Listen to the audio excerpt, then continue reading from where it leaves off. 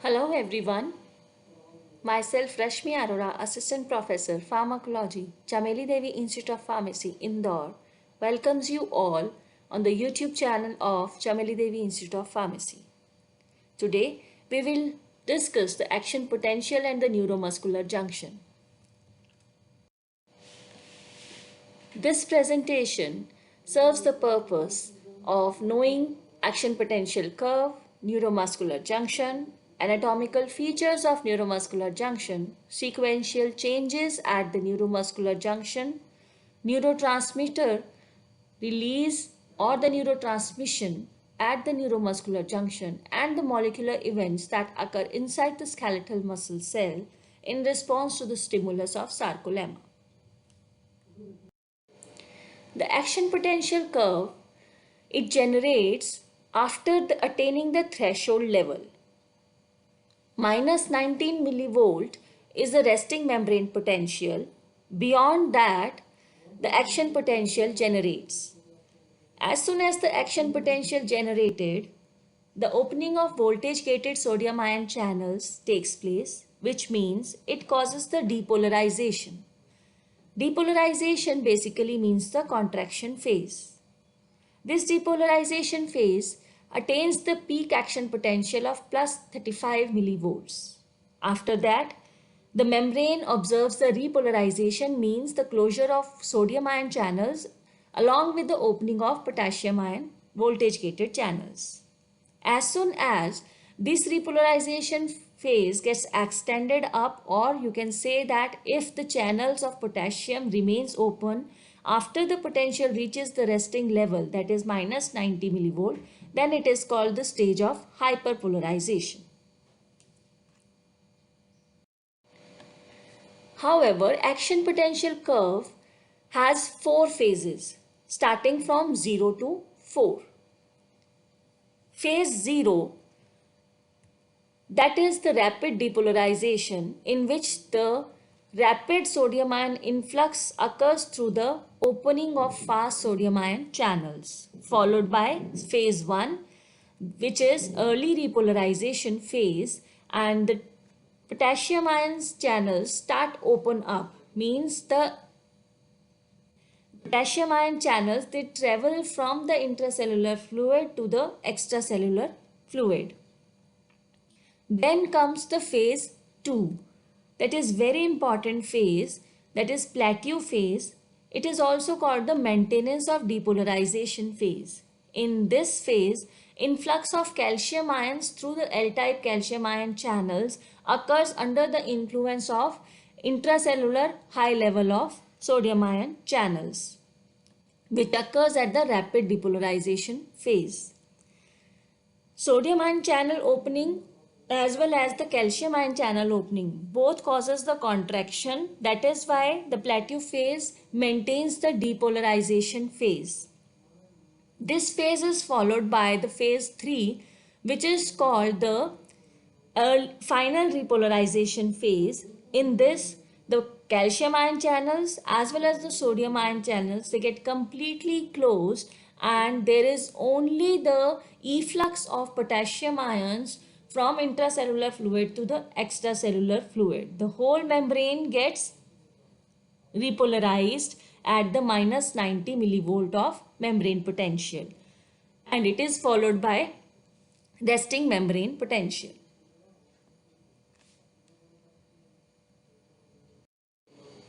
And this is how the action potential generates and creates the stimulus at the nerve endings.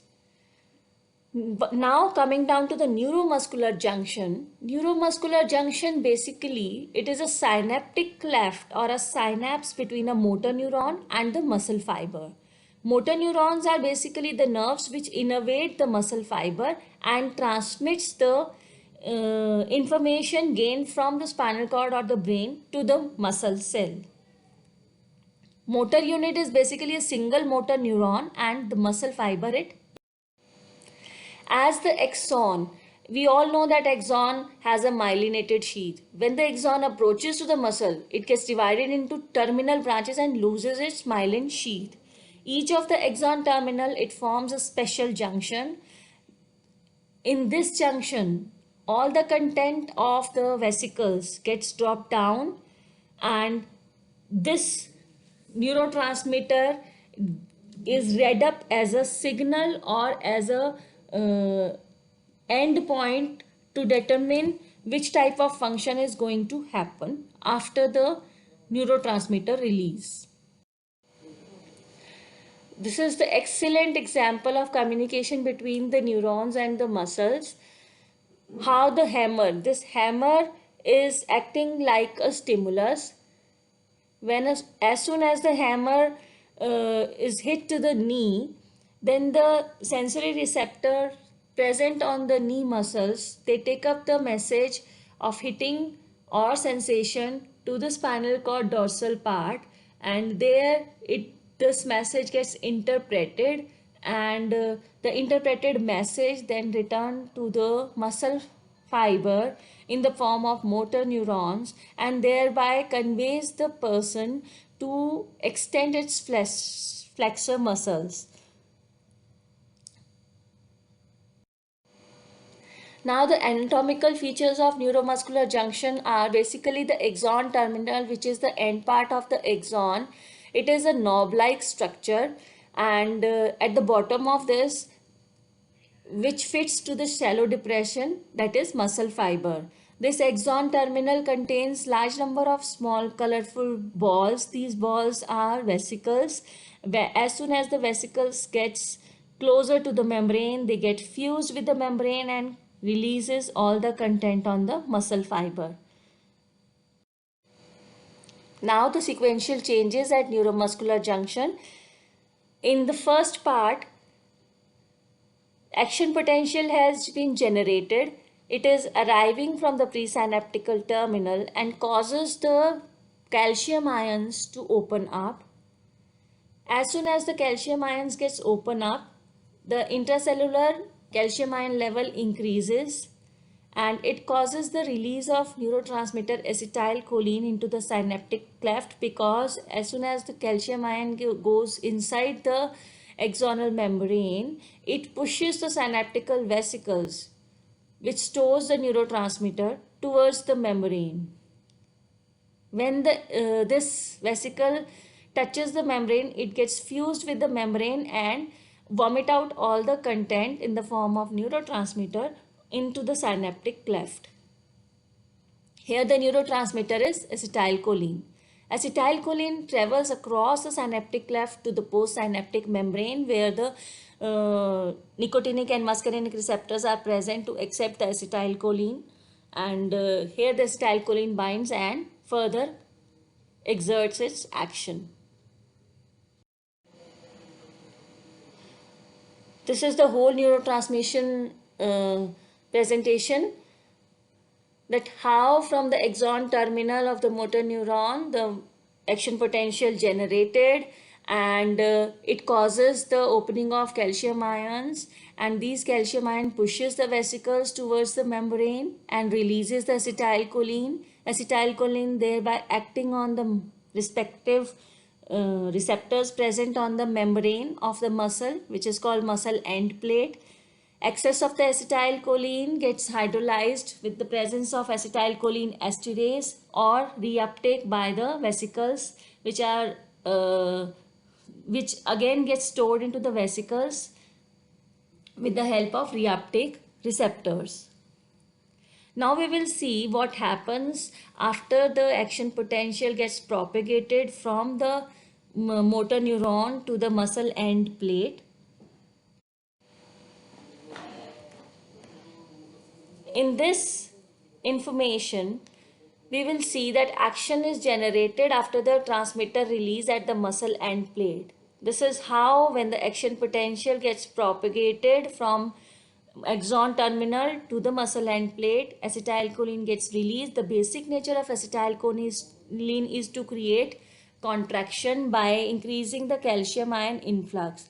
As soon as the calcium ion is available to the troponin myosin complex, it binds to the calcium calmodulin and thereby causes the contraction of the muscle. Here the Z lines and H bands are all gets contracted, and there's a disappearance of H band when the muscle gets contracted. This is how the muscle contraction takes place, and this potential gets propagated from one cell to another, and that is how the number of muscles simultaneously gets contracted. This all happens basically within a fraction of second. We are not going to wait for the stimulus or the sensation which we have felt is going to interpret after too long. If that happens, then the human body get hurt by that particular stimulus. So it is a very fast process. Neurons, they are like firing balls, and they take very less time to receive the sensation, interpret that sensation, and again gives the information back to the muscle for the timely action. In the nutshell, what we have gained in the presentation is the action potential curve, how it's generated, and what is the resting membrane potential, and how it gets propagated. The axon terminal of motor neuron, which forms the neuromuscular junction, how the signals passed between the nerve terminal and the release of neurotransmitter. Then the released neurotransmitter, it binds to the motor plate and triggering the opening of specific channels. Depolarizing the motor end plate produces the end plate potential. Local current flow between the depolarized end plate and adjacent muscle and brings the adjacent area to threshold. This is how the action potential gets propagated throughout the muscle fiber. And I hope this presentation